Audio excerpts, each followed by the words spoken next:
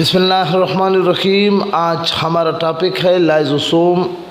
ये आउटलाइन है, इसमें हम स्टडी करेंगे।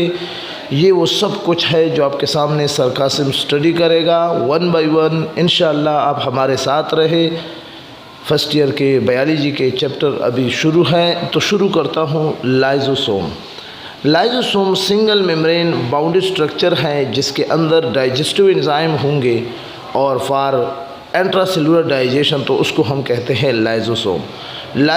डियर ऑडियंस स्टूडेंट, 1949 में डीडीयू ने सबसे पहले डिस्कवर किया और लाइजोसोम का मतलब है स्प्लिटिंग द बॉडी। अब इसके अक्रेंस ये अक्सर एनिमल सेल में और एनिमल यूकेरियोटिक सेल जैसे प्रोटिस्टा इसमें पाया जाता है। प्लांट सेल में भी लार्ज सेंट्रल वैक्यूल की सूरत में पाया जाता है और प्रोकैरियोटिक सेल में ये मुकम्मल तौर पर एब्सेंट है और प्लांट और फंजाई में ये वैक्यूल कैरी करता है एंजाइमेटिक हाइड्रोलिसिस को। तो ये उनकी क्या है, अक्रेंस है। अब साइज़ इसके मुख्तलिफ है, लेकिन डायमीटर के लिहाज से 0.2 micron metre to 0.5 micron metre. Micron 10 की ताकत -6। अब फार्मेशन किस तरह गल्जी बॉडीज़ बनती है। Lysosome are synthesised by Golgi complex. Enzyme of lysosome are made of rough endoplasmic reticulum और फिर रफ से स्मूथ एंडोप्लाज्मिक रेटिकुलम और फिर स्मूथ एंडोप्लाज्मिक रेटिकुलम से ट्रांसपोर्ट एंजाइम गल्जी कम्प्लेक्स और गल्जी कम्प्लेक्स मॉडिफाई करते हैं एंजाइमेटिक प्रोटीन को और इस तरह एक वेजिकल रिलीज़ कर लेते हैं जिसको हम लाइजोसोम कहते हैं। याद रखिए कि ये प्राइमरी लाइजोसोम होता है। इंशाल्लाह बाद में डायग्राम से आप बहुत इजीली समझ जाएंगे इस मैकेनिज़्म को।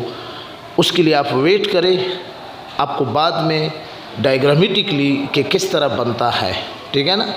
गल्जी कम्प्लेक्स के अंदर जो लाइजोसोम है कैसे बनता है और इसके 2 टाइप है, एक प्राइमरी लाइजोसोम है और एक सेकेंडरी लाइजोसोम है। बाज़ किताबों में टर्शरी लाइजोसोम का भी जिक्र है। अब ये प्राइमरी लाइजोसोम क्या है। प्राइमरी लाइजोसोम वो लाइजोसोम है जो इब्तिदाई तौर पर गल्जी कम्प्लेक्स, अब आपके सामने ये देखो, lysosome form is a vesicle from गल्जी complex. तो जी गल्जी कम्प्लेक्स से जो लाइजोसोम बनता है उसको प्राइमरी।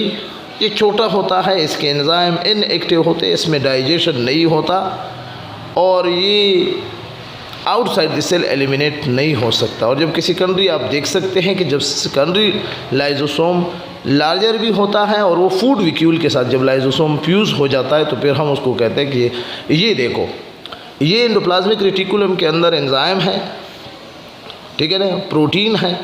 और अब वो ये देखो, ये राइबोसोम है, ये क्या करते हैं, ट्रांसपोर्ट वेजिकल कर लेते हैं और ये ट्रांसपोर्ट वेजिकल्स गल्जी कम्प्लेक्स को ट्रांसपोर्ट किए जाते हैं। अब गल्जी कम्प्लेक्स से ये लाइजोसोम निकलते हैं।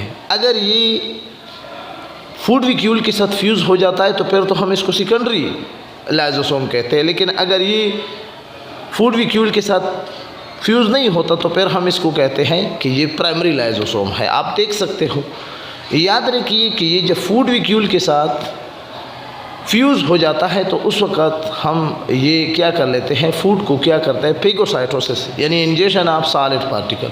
अब फंक्शन की तरफ देखें। फंक्शन में इंट्रासेलुलर डाइजेशन है।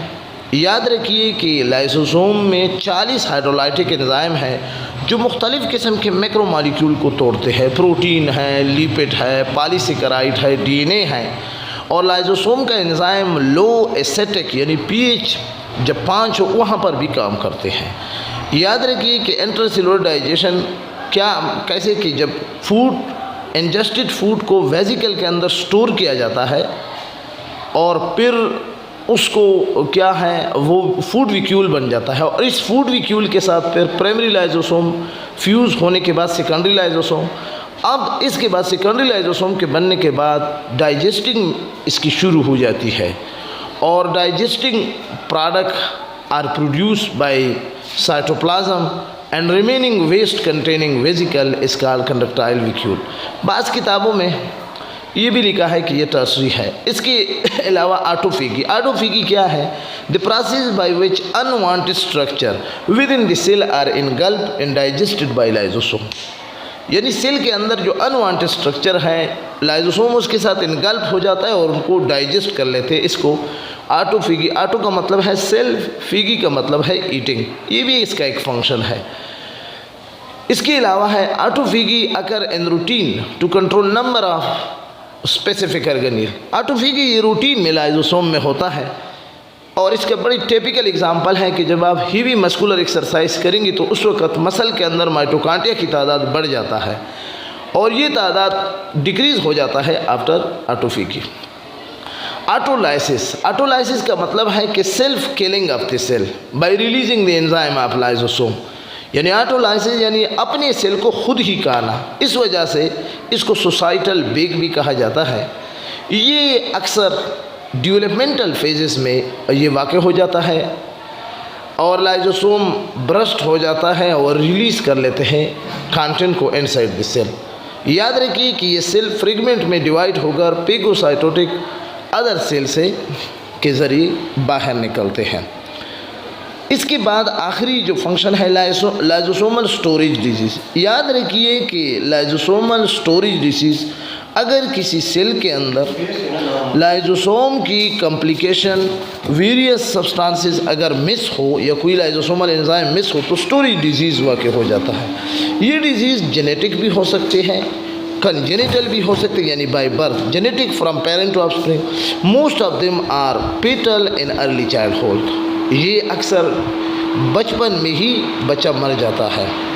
इसकी बहुत 20 लाइजोसोमल डिजीज़ है और इसमें कुछ आपके सामने टाई सच डिजीज़ है और lipid digesting enzyme is missing और एक्टिव।